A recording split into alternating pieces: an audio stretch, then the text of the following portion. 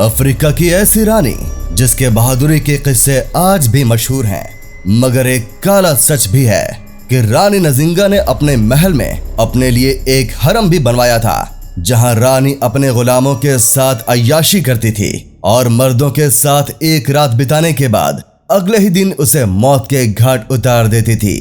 Africa की रानी नजिंगा Africa के नडोंगो के राजा की नाजायज औलाद थी। नजिंगा बचपन से ही होशियार, ताकतवर और हुनर में माहिर थी। वहीं दूसरी तरफ अफ्रीका के राजा का बेटा नगोला भी था, जो बहुत ही बेवकूफ और निकम्मा किस्म का था। लेकिन अफ्रीका के राजा के मौत के बाद निगोला को ही सल्तनत की गद्दी सौंपी गई, क्योंकि वो एक मर्द था, भले ही वो इसके लायक नहीं था। नजिंगा को इस बात से कोई शिकायत नहीं थी कि वो अपने भाई के साथ खुशी खुशी रहने को तैयार थी। लेकिन अचानक उसका भाई निगोला नजिंगा के बेटे पर राजा की मौत की साजिश रचने का झूठा आरोप लगा देता है और उसके बेटे को जान से मार देता है और नजिंगा के साथ भी बुरा सलूक करता है। इसके बाद नजिंगा अपनी सल्तनत को छोड़कर कहीं दूर चली जाती है।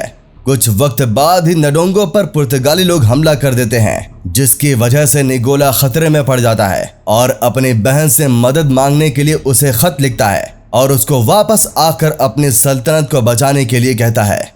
नजिंगा भी पुरानी बातें छोड़कर अपने भाई निगोला की मदद के लिए तैयार हो जाती है। नजिंगा ने पुर्तगाली लोगों के साथ सुलह तो कर ली, लेकिन पुर्तगाली लोग ज्यादा वक्त तक अपने किए वादों पर टिक नहीं पाए और दोबारा उन्होंने नडोंगो पर लूटपाट और मारपीट शुरू कर दी थी। नजिंगा ने यह सब देख अपने भाई निगोला को जहर देकर मार दिया और सल्तनत की गद्दी पर बैठ गई और पुर्तगालियों के खिलाफ जंग छेड़ दी, जिसके परिणाम स्वरूप पुर्तगालियों को नडोंगो छोड़कर जाना पड़ा।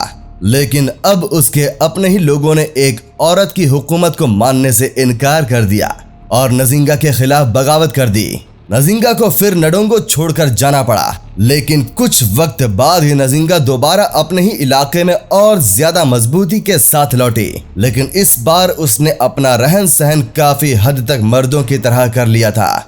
इतिहासकारों से ये भी पता चलता है कि नजिंगा ने अपने महल में एक हरम भी बनवाया था, जहां अनेकों गुलाम नजिंगा का मन बहलाने के लिए रहते थे। अब तक ऐसा सिर्फ राजा ही किया करते थे। इतिहास में ये पहली बार था कि किसी महिला ने अपने लिए हरम बनवाया हो। इतना ही नहीं, इन गुलामों को आपस में लड़वाया जाता था और जो लड़ाई में जीतता था उसके साथ रानी एक रात बिताती थी, मगर अगले ही दिन उसे भी मौत के घाट उतार दिया जाता था।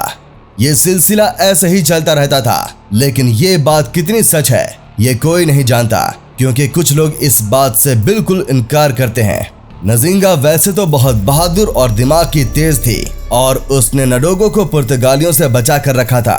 फिर भी उसके कई ऐसे दुश्मन थे जो उसके खिलाफ साजिश रचते रहते थे, मगर वो हर बार बच जाया करती थी। नजिंगो को हराना आसान बात नहीं था।